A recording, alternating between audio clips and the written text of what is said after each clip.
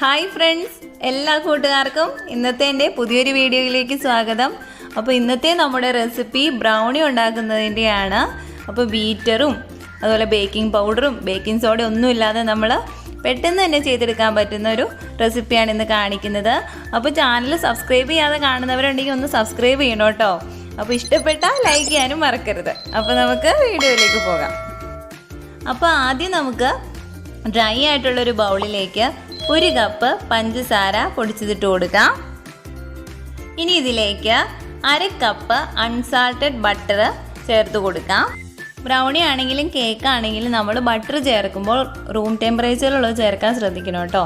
ഇനി നമുക്കിതിലേക്ക് 1/4 cup sunflower oil കൂടി ചേർത്തൊന്ന് മിക്സ് ചെയ്തെടുക്കാം.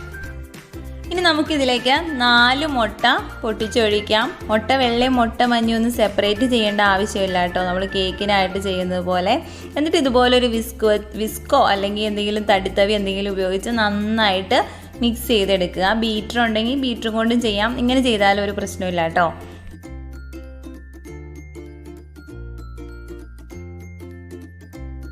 അപ്പോൾ നന്നായിട്ടൊന്ന് മിക്സ് ചെയ്തെടുത്തിട്ടുണ്ട്.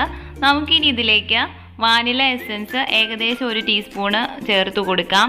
ചോക്ലേറ്റ് മിൽക്ക് ഫ്ലേവറും ആഡ് ചെയ്യാവുന്ന കേട്ടോ. ഇനി നമുക്ക് ഡ്രൈ ഇൻഗ്രീഡിയൻസ് ചേർക്കാം. അതിനായിട്ട് 1/2 കപ്പ് മൈദ എടുത്തിട്ടുണ്ട്. അതുപോലെ 1 tablespoon cornflour, 1/2 cup cocoa powder.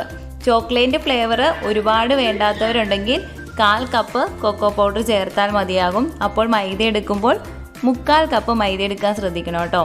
പിന്നെ 1 നുള്ളു ഉപ്പ്. ഇത് നമുക്ക് ഈ രീതിയിലൊന്ന് ചേർത്ത് മിക്സ് ചെയ്ത് ഫോൾഡ് ചെയ്തെടുക്കാം.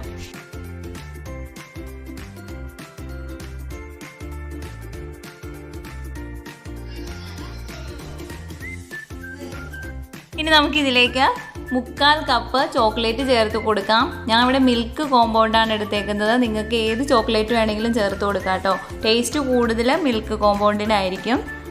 ചോക്ലേറ്റ് ഒന്ന് ഗ്രേറ്റ് ചെയ്തിടുവാണെങ്കിൽ കൂടുതൽ നല്ലതായിരിക്കും കേട്ടോ. നന്നായിട്ട് മെൽറ്റ് ആയിക്കോളും കേക്ക് ബേക്കാവുന്ന സമയത്ത്. ഞാനൊരു മോൾഡിലാക്കി കൊടുത്തിട്ടുണ്ട്. നിങ്ങൾക്ക് മോൾഡ് ഇല്ലാന്നുണ്ടെങ്കിൽ എന്തെങ്കിലും ചുവട് കട്ടിയുള്ള സ്റ്റീൽ പാത്രത്തിലാണെങ്കിലും ബേക്ക് ചെയ്യാം കേട്ടോ. ഞാനിവിടെ ഓവനിലാണ് ബേക്ക് ചെയ്യുന്നത്. 170 ഡിഗ്രി ടെമ്പറേച്ചറിൽ 30 മിനിറ്റ് ബേക്ക് ചെയ്തു കേട്ടോ. നിങ്ങൾക്ക് വേണമെങ്കിൽ ഇഡ്ഡലി പാത്രത്തിലോ എന്തെങ്കിലും പാനിലോ ബേക്ക് ചെയ്യാവുന്നതാണ്. ഓവൻ വേണമെന്ന് ഒരു നിർബന്ധമില്ല കേട്ടോ.